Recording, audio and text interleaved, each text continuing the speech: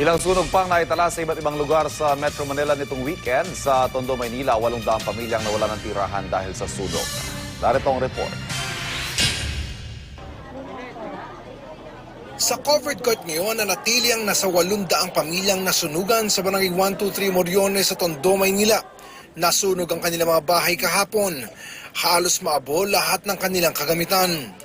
Ang ilang residente, matsagang naghanap ng pwede pang pakinabangan. Hindi pa matiyak kung anong sani ng sunog. Wala ring mauwian ngayon ng nasa 100 pamilyang nasunugan sa barangay Malinaw, Pasig City. Aabot sa 50 bahay ang natupo kahapon. Ayon sa isang residente, may narinig siyang sigaw bago nakita ang pagsiklab ng apoy.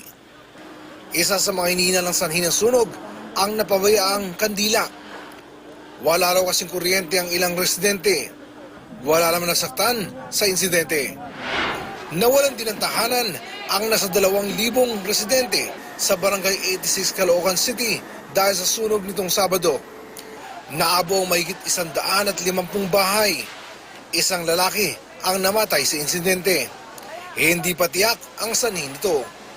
Kung kailan pa naman Fire Prevention Month, doon pa kabi-kabila ang sunog. Wala pang record ng BFP sa bilang ng mga sunog ngayong Marso. Pero nitong mga nakalipas na taon, tuwing Marso madalas dumarami ang insidente ng sunog.